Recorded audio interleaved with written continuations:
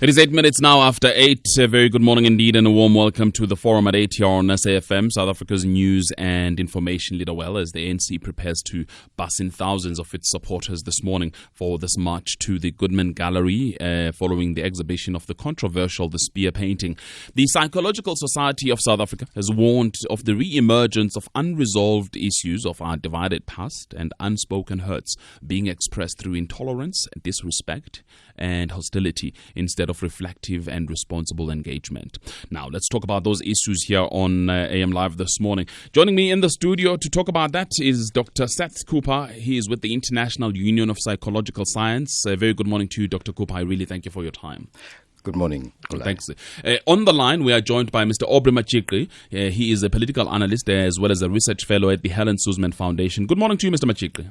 Good morning, Perpetua, and good morning to Dr. Cooper. Thanks. In a couple of minutes' time, we expect Ferial Hafaji, editor-in-chief of the City Press, to join us in a minute or two. But before I go to any of my guests here this morning, let me read you some SMSs because I have been inundated naturally with SMSs about exactly the same issue. There's Sajini Ndenza, for instance, who says, poor people are being used by the ANC to fight its own battles. Wake up, South Africa.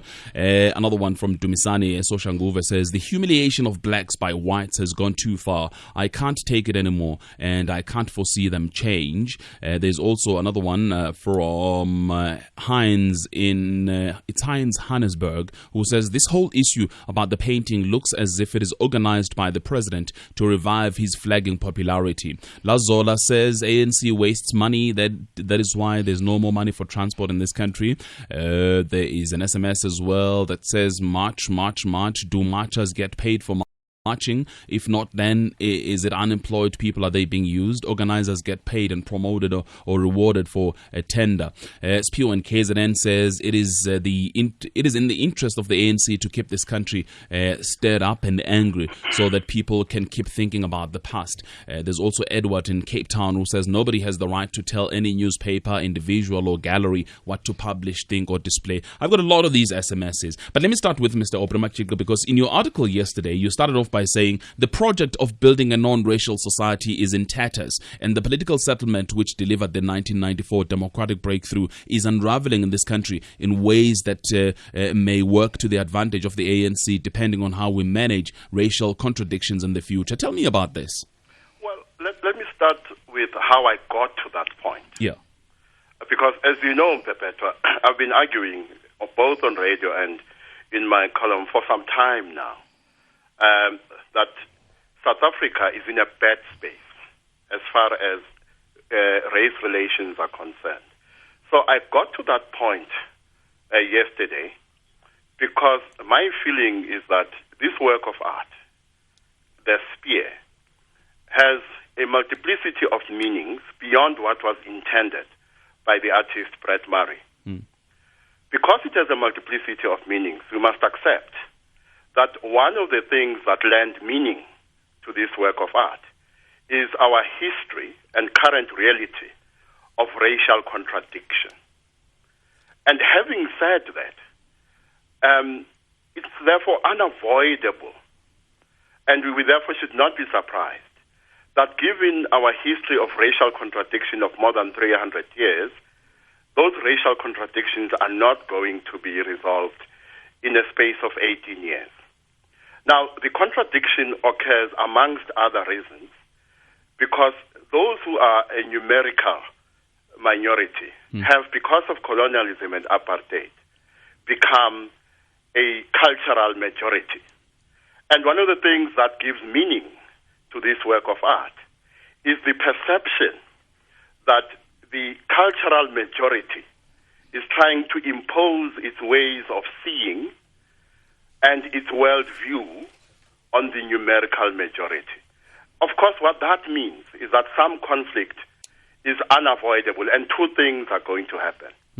There are those who are going to opportunistically exploit our racial contradictions, and there are those who genuinely will call upon us to deal with the race issue with care and do so carefully, because we have a common destiny and a common future in the manner in which we deal with the race question, as we have seen in debates about the spear, lies the possibility that this common future is either going to be ugly or beautiful, depending on what we do and say. How far have we, or rather, how have we dealt with this question so far?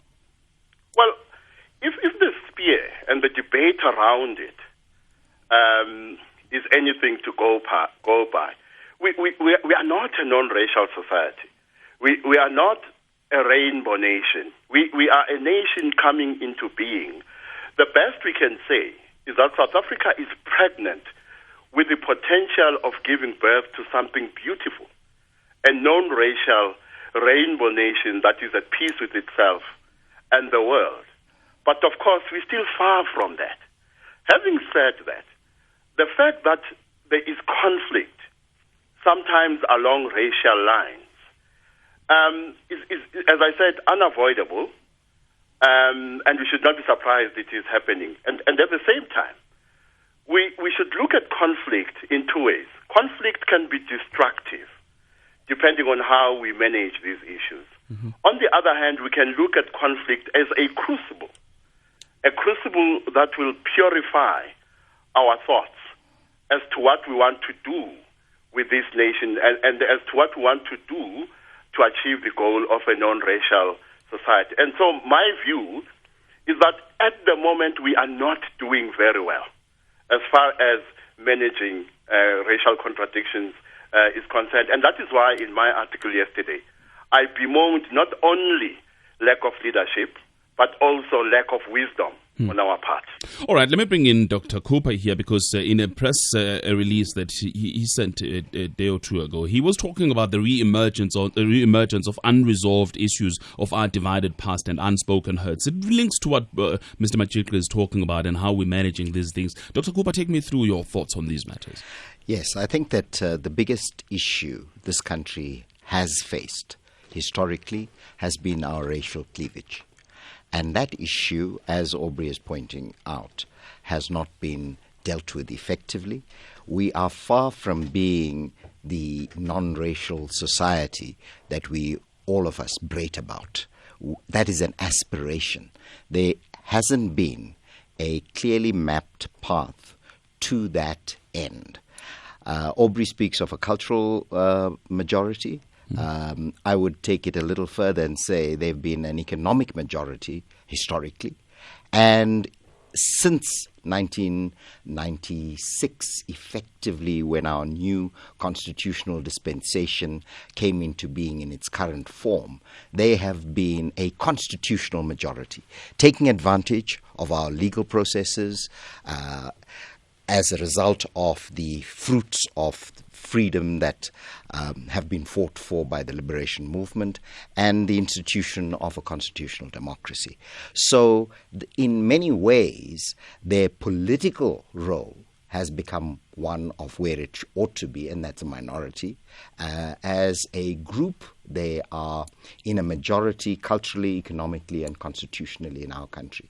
So this inequality is going to play itself out in various forms over time, unless we really come to the situation of having a national compact, a compact that involves leaders across the spectrum in all spheres, political, economic, cultural, legal, social, professional, to understand that we have a fragile democracy. Sure. But Dr. Cooper, somebody listening is going to ask is going to ask him or herself, how does this concept of cultural majority or economic majority relate to the issue of the spear?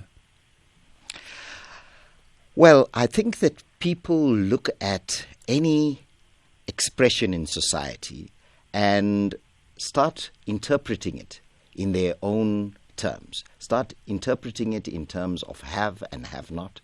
Start interpreting it in terms of their own particular memories of the past and their frustrations in the present. So you will get people who are frustrated with the ruling party right now who happen to be black, who will see in this freedom of expression, etc., On the other hand, those who feel that they are still in the waiting queue, frustrated economically and socially, will see this as an aspect of deep disrespect to their icon.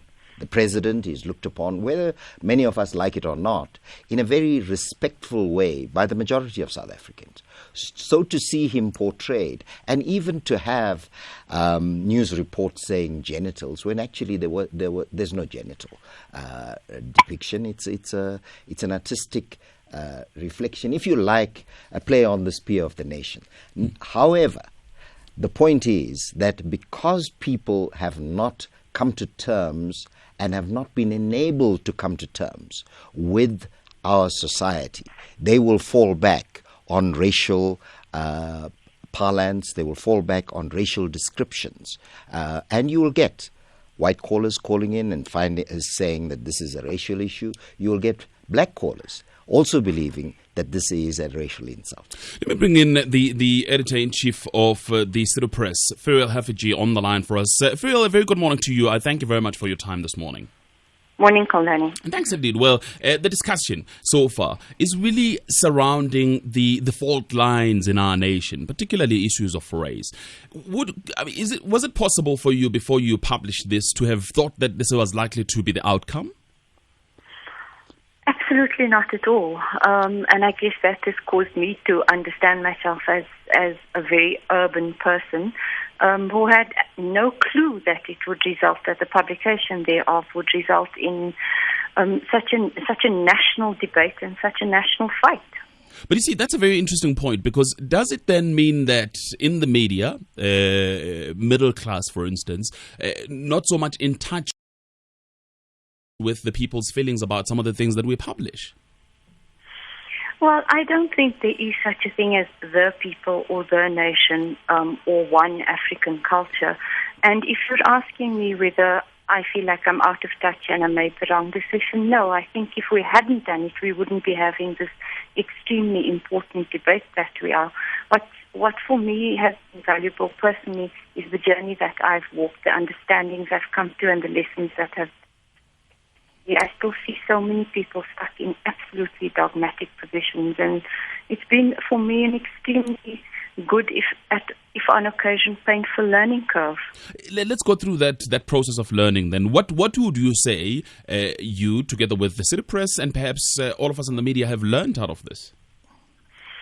I think Justice Malala perhaps did us the greatest service, and I think our analysts and columnists have done very well here to say that what started out as a pure clash between freedom of expression and human dignity actually evolved into a much deeper look at how very paper-thin our national human dignity is, at how the pains of apartheid, even of colonialism, its indignities and the harm it's caused to psyches and to human beings, still sits so very close to the surface of things that it takes one painting and a difficult year, if you look at what F.W. de Klerk said at the refugee comments, where black people still feel pretty emaciated in a country where they are in the majority. It's quite interesting because I was looking at the reaction to your taking of the painting from the website, and there was an open letter written to you by Eusebius Makaiza, for instance, who says that you made a grave mistake. He says that the determination of national interest isn't simply about what the majority wants. What did you think about that? I think that one of the reasons I took it down is to play a small part in turning around a very incendiary moment. And I guess those are our balances, and those are reflections that Eusebius doesn't have to make as an analyst, but which I, as an editor with the paper at the middle of this thing, had to make. I hope we will have those debates. I think he's correct in that these things cannot be, they can't be set by anybody. They have to be debated as our Constitution was. I think we're in a very interesting process right now of finding the balances that our constitutional fathers meant us to, our constitutional fathers and mothers really meant us to. And that's the point I would like to bring you back on, Aubrey, about these issues, because whether or not you like, in this country there are, and you pointed out a little earlier on, there are majorities and there are minorities, and national interest shouldn't and will not be determined by what the majority, numerical majority, wants. It's correct, Pepeto, that we can't determine these things only on the basis of what the numerical majority wants. But you can't stop there. You must proceed to say that we can't also resolve these issues only on the basis of what a numerical minority, which is a cultural majority, wants. And people might make the mistake of thinking that the distinction between a cultural majority and the numerical majority is a distinction purely between black and white. People like me, on certain issues in relation to constitutional rights, are part of this numerical minority, which has become a cultural majority. So people must not make the mistake of thinking, in all respects, the distinction is purely racial. Having said that, the reason we have had this explosion around the sphere is because of reasons that pre-exist the creation of this work of art. That there has been a feeling, as an observer, there has been a feeling amongst many that the past 18 years has not been a period of reconciliation. And therefore there is still a gap between the aspiration for reconciliation and the reality of reconciliation. And that is not the same as saying there's been no reconciliation at all. But I think at the moment we're in a bad space as far as race relations are concerned, because I think the number of black people who believe that attempts at reconciliation have been greeted largely with a middle finger, impugn their experience of apartheid and their current reality as a result of that apartheid, which takes me back to the point Dr. Cooper was making about memory. We must remember that collective memory is not always about the past. Collective memory is sometimes about the present. So you invoke the past in order to cope with something that you're trying to grapple with in the present. And that is why in my writing, I always argue that apartheid is not in the past, it is in the present. And because it is in the present, you are going to have this invocation of the past, to the extent to which in the present, vestiges of the past are still with us and are not being dealt as effectively as they should. All right. Dr. Cooper wants to say something, but I would like to go back again to Ferial, particularly on what Aubrey is saying, because I want us to just benefit from the lessons that you say you have learned here. In terms of the cleavages, are we divided along black and white, or are we divided along class lines? I suppose that's been the most gratifying thing for me, is that the usual shibboleths of this is a black-white issue, this is an African culture versus white culture, whatever those things mean, are absolutely not true. I have had as many white people angry at us for publishing the drawing as I have had black people very cross with me. I was just looking at my Facebook inbox now for taking it down. And I think our understandings of each other are extremely narrow, and I'm very glad that that's come to the fore. We aren't as simple a nation as analysts and others often make us out to be. We are complex and layered in many ways, and I hope that the dogmatists don't win this day, huh? That's interesting, but it doesn't matter to you the reasons why people are angry at you. In other words, you may find that there are black people who are angry at you because they want to make a point particularly about the president, but not so much about the debate itself or the underlying differences in society. I think I've learned a lot about the national psyche in the past few days. So when the boycott call happened, many people who absolutely hated the painting felt themselves compelled, ANC members, compelled to go and buy 5 to 10 copies to make a point, because I don't think that we're a nation that's easily cowed or easily bullied. Dr. Cooper? Look, I think that we should not and cannot afford an amnesia of where we've come from as a country. We are a nation that is yet to be formed, and we need to constantly understand the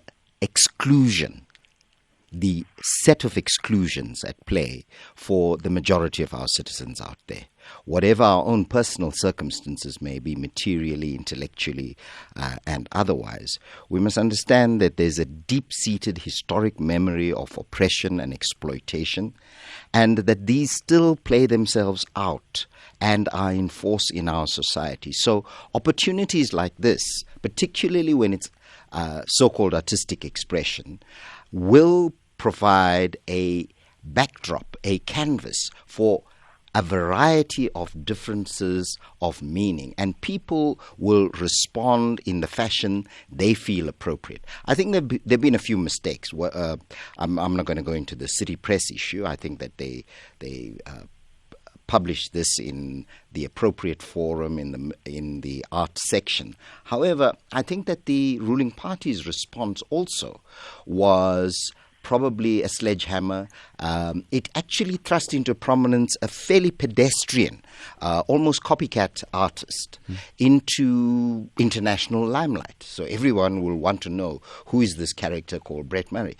Nothing particularly fantastic artistically about it. He's a satirical copycat artist who, if the spokespersons of the ANC approached the Goodman Gallery 2 to 3 weeks ago, but was the issue with the ANC not so much about the feelings that were invoked by, whether it was copycat or not, but that were invoked by that particular piece of art?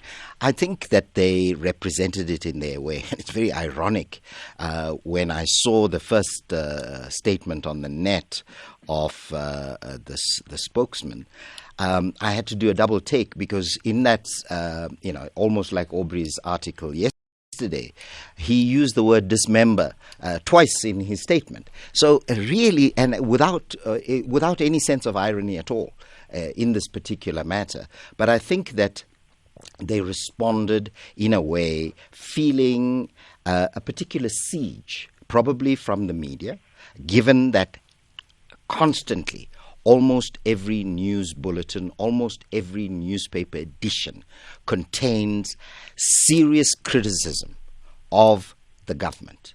And it is incessant. There isn't a daily event media-wise that isn't critical of government. Okay. So there is that sort of back-to-the-wall mentality. So if you find something that you feel you can use to play out to your supporters, you're going to use that. These are politicians. That's interesting, because obviously you're putting it as if, it's a bit of an excuse, so to speak, to deal with some of the issues. I need to go to the newsroom now, get an update. I know that Furiel Haffajee has got to go. She is appearing before as I understand it, the publication and the Film and Publications Board. Even though I don't understand what for now, Furiel, seeing that you've already taken off this painting. Should I tell you quickly? Yes, please. Okay. It's basically we still have to go and argue our point that the Film and Publications Board really has no right to classify that which is in a newspaper. They don't have authority over the media, or over the printed media, at least as I understand it. So we do have to go and complete that process. Right, I'm taking calls now on 0891 104 208, 0891 104 208. I'll read SMSs and emails as well. Let me specifically start with the ones that are related to Furiel Haffajee. She's going to be leaving us in about 5 minutes or so. There's one here that says, Furiel may as well resign as editor. She will now forever be a scarred editor who won't be able to do her job properly, always looking over her shoulder. There is another one as well. Haffajee, if you are principled, why did you disapprove of the Mohammed drawing by a Danish artist? Is it because you are Muslim and believe Africans are inferior? There is an email from Faisal Mohammed who says, I'm a South African atheist with no ethnic or racial affiliation. I'm a secular humanist. I therefore regard myself as culturally neutral. I'm against the ANC for forcing Furiel Haffajee and the Goodman Gallery with threats of violence and intimidation to buckle in and present a forced apology. I also think that Furiel Haffajee should have resigned instead of apologizing. Viva Freedom freedom of speech, Viva. These are just some of the emails that have come through here. Furiel, do you want to respond, please? Sure, I do. I can understand that many people are disappointed. I think that there are equal number of people who appreciate the gesture of peacemaking, and I suppose I have to sail that course this week. Will it be difficult for you going ahead, though? Because, and I think it was the editor of the Business Day who pointed out that going forward, it's going to be very difficult if you take this off your website. Actually, what he said, it's going to be very difficult if you keep it there. Hey? So you can see that I think society is absolutely divided, and I'm just going to have to watch every action and ensure that I don't act out of fear. Hey? Right, the editor of City Press is cunning. The SMS coming through here, but of course, lots of responses to that. Furiel Haffajee and her ilk are continuously trying to denigrate anything or anyone connected to the ANC. How do you respond? Some of these are serious attacks. How do you deal with them? I mean, I'm sure maybe on your personal Facebook page as well as Twitter, there's even more. And I mean, that's what we've been dealing with all week, really. Is I think we've become a focus of the rage. I'm not sure about the painting, but in general, I think, well, it was about the painting, but I think like Justice said, like many people have argued, there's a very deep-seated rage, and for the past 10 days we've been in focus, so I'm entirely used to all the SMSs which are coming through. Final question, really. Do you think that you ended up being just an outlet, unwitting outlet? Because you just published a story. I mean, how did it happen that this ended up being your story? I also think that while people will say that the media really doesn't have influence or ability to shape or power in society, this past 10 days has shown that it does. We host a very essential debate and in the country generally, and this week has shown once again that we do. I think we are always an outlet, be it for rage or be it for debate or for society's feelings. Aubrey, did Furiel do anything wrong? In what respect? And I'm just saying, generally, throughout this controversy, is there anything wrong that the media, City Press in particular, would have done to deserve the kind of outrage that obviously we're getting? Well, I mean, I've been trying to depersonalize this. To the extent that I must personalize it, I think it's best to talk about how I felt. I was offended by the spear. But in the same way, I'm opposed to the banning of the old flag. The banning of the old anthem, the stem, and the banning of struggle songs. I'm very uncomfortable with the idea of banning the spear. I suppose that says I'm suffering some internal conflict myself.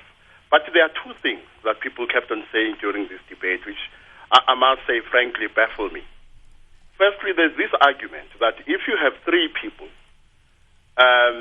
deponents in the spear matter who are black, who have deposed in defense of the spear, this is evidence that the spear is not a racial issue. This is like saying if you are walking in the street and you see a short person, this is evidence that tall people don't exist. Or, for instance, if you can find women who support polygamy, this is evidence that patriarchy has become extinct. So that argument baffled me, especially when it was articulated by a judge. Secondly, people have been saying that Jacob Zuma, the President Jacob Zuma, has impugned his dignity himself. Now, if you go to the State versus Mangwanyana case, the death penalty case, the Constitutional Court makes it very clear that even the worst amongst us must be treated with dignity. In other words, the test of dignity is not the conduct of the subject or object of our attack. Sure. But here's the thing, and perhaps the last question. Maybe let me take David, who wants to talk to Furiel before we let her go. David, good morning in Durban. I think that Furiel Haffagee's behavior is absolutely despicable. Why? Why? Mm-hmm. You can't print a picture of anybody, never mind the president, and think that it's not going to cause him harm. Why don't we have a full frontal picture of Feral Haffajee sitting on a milk stool with no clothes on? How would she like that? Okay, Furiel, I mean, she must either be completely immoral or she must be stupid, and she should resign from what she's doing. Now, but I want to bring up another point as well. Tell me, who knows anything about this guy Murray? Murray is an artist trying to bring attention to himself. He's not a member of the AWB. What he wants to do is create a buzz, which they call in the art world. A little while ago, or some time ago, we had a Black Jesus.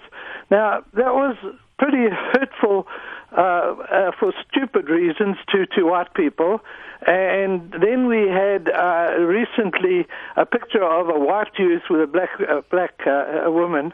And it said, if this was a DA, this wouldn't be a problem. Now, why doesn't somebody go and look at Murray? Because I can tell you that Murray is not a right-wing person. All right, he David. is a left-wing person trying to make a name for himself as an artist. That's David in Durban. Quick response, if you may, just a final word from you, Furiel. Again, I think that's a classic example of what I was speaking about. That I assume is a white guy, and you've seen his anger on this. So I don't think these lines cut clear or simply, and I think that's important in an understanding of us. I hope we get to a peaceful point after all of this. All right, Phil. And Faisal's been calling for me to resign for the past 6 years. Oh, okay. So there's a history behind that. Yes. All right, Furiel Haffajee, editor of the City Press, I thank you for your time with us this morning. Let me just come back to you, Dr. Cooper. Just before I took that call, Aubrey was talking about issues of dignity and so on. Somebody mentioned that, you may talk about the issue of the right to dignity, but that doesn't include the right not to be offended. Yes, absolutely. I think that offense is a very personal and sometimes a communal response. I think that the biggest issue is that the South African media has had a rude awakening, and it should take note of what it constantly calls public opinion, because that is not a concept that you can consign into one little narrow corner.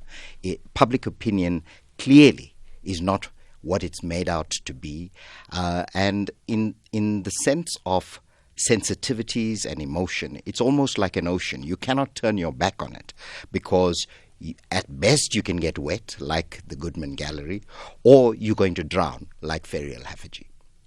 Aubrey, do you want to respond to my contention that the right to dignity doesn't include the right not to be offended?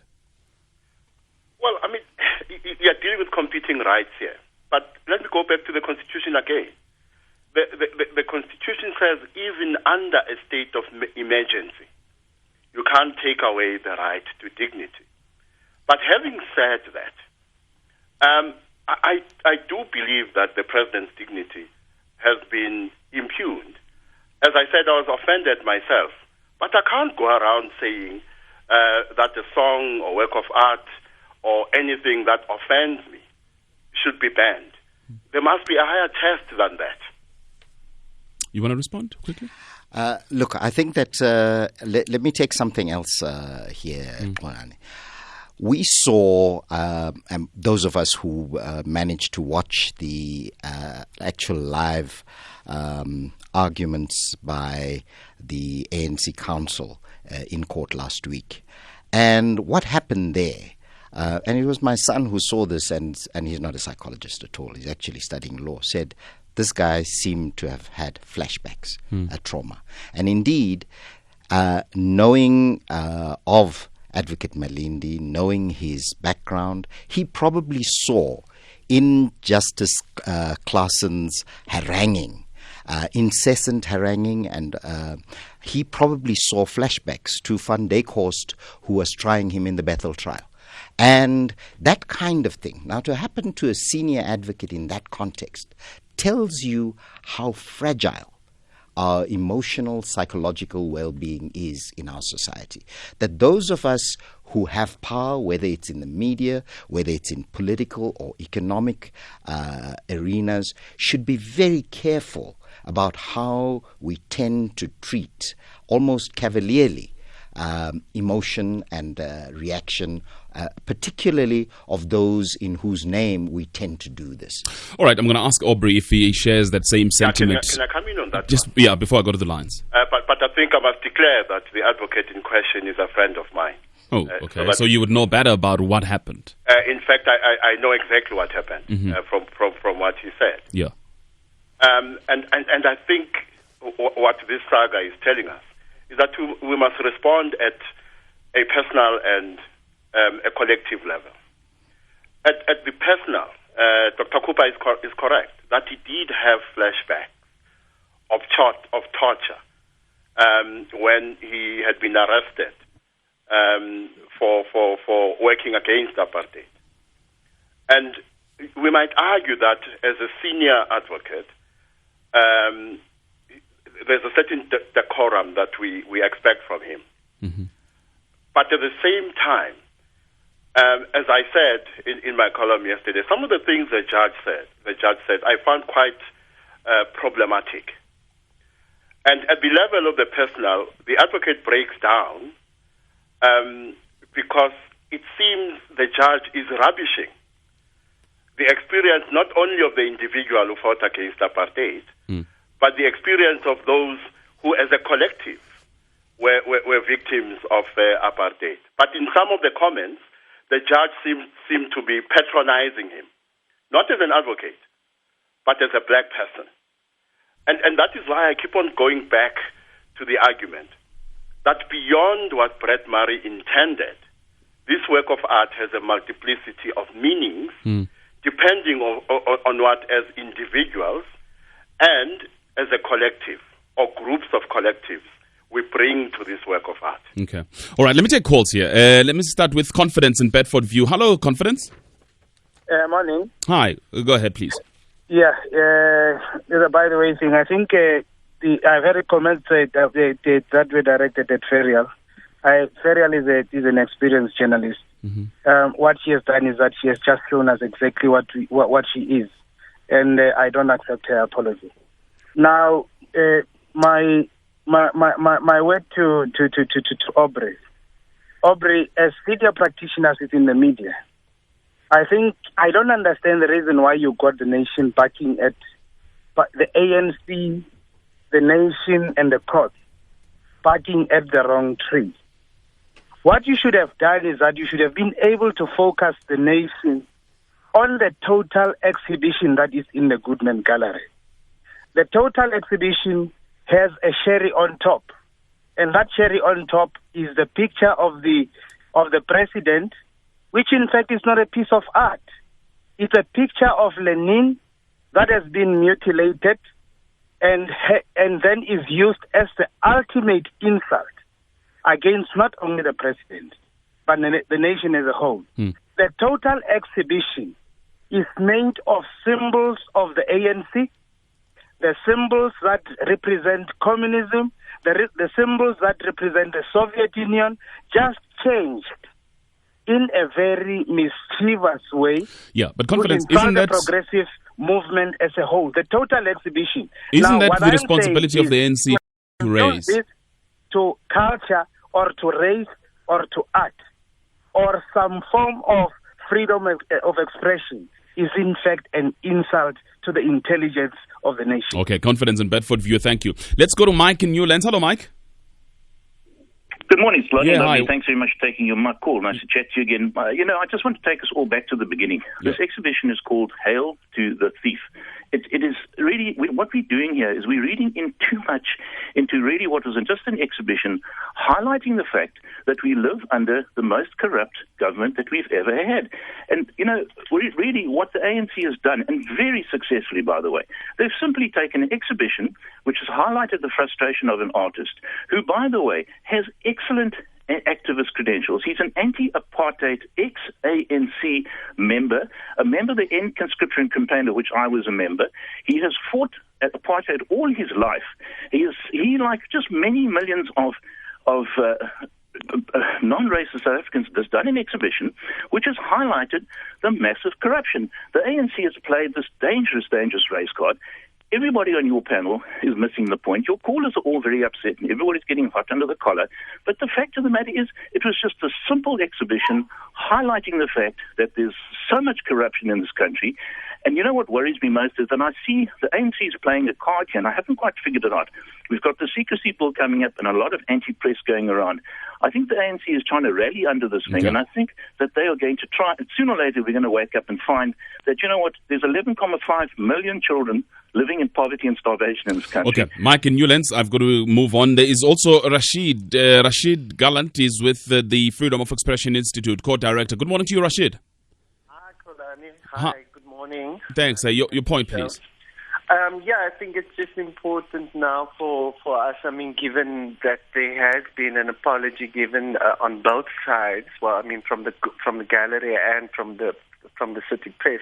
I think what's important now is for the ANC actually to drop its court challenge to have the painting banned.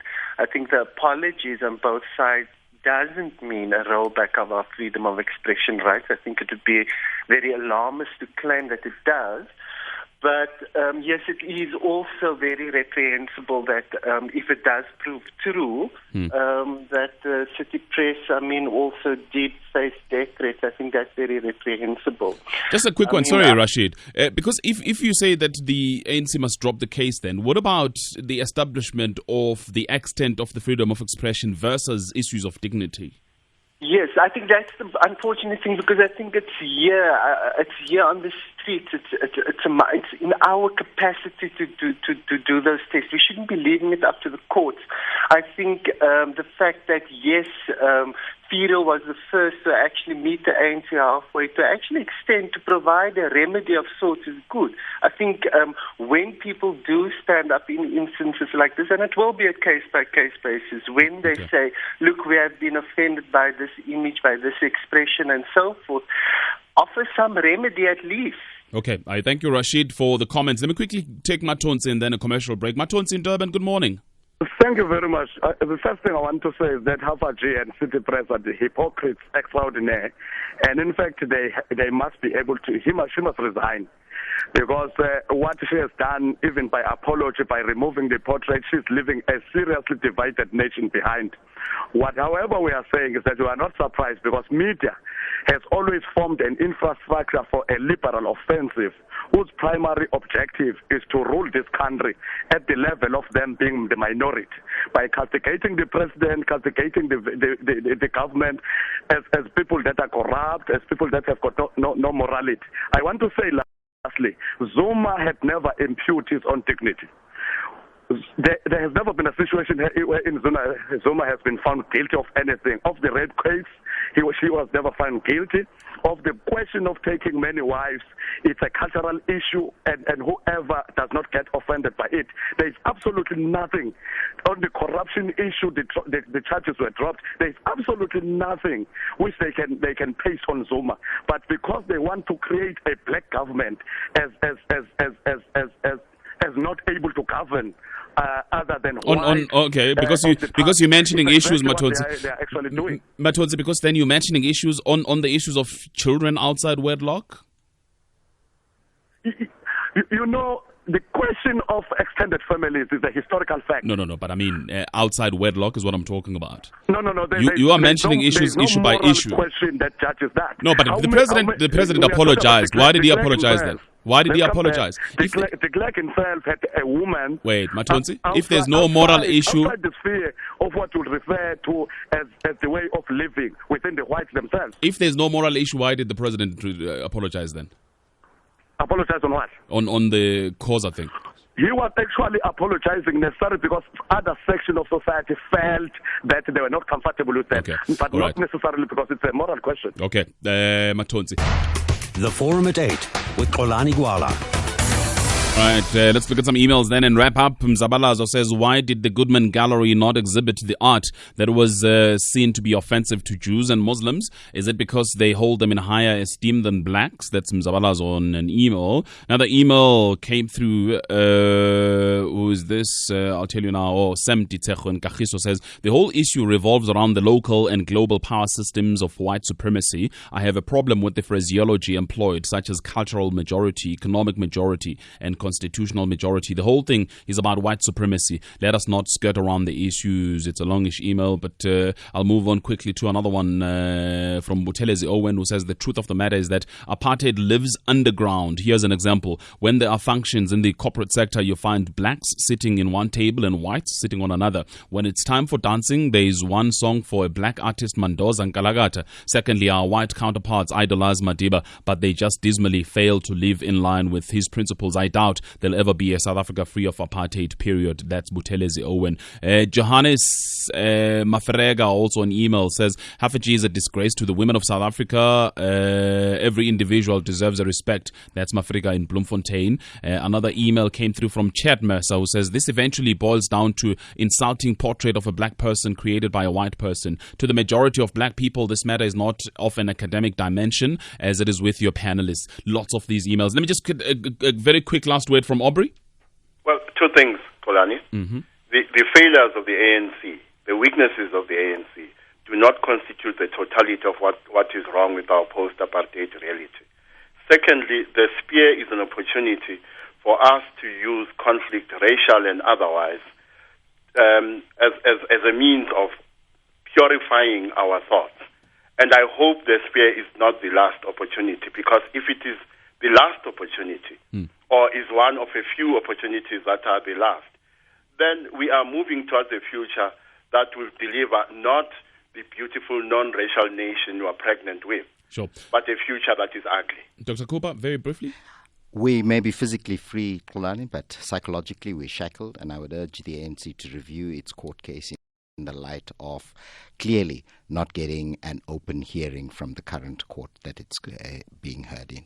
Dr. Sats Cooper, I thank you very much, of the International Union of Psychological Science. I also thank Aubrey Machikri, political analyst and a research fellow at the Helen Suzman Foundation, together with Ferial Haffajee, who joined us a little earlier on, editor-in-chief of the City Press. I thank you for listening, and the SMSs and emails as well. Until tomorrow, I wish you a very great day ahead. Cheers. Great day ahead. Cheers. Great day ahead. Cheers. Great day ahead. Cheers. Great day ahead. Cheers. Great day ahead.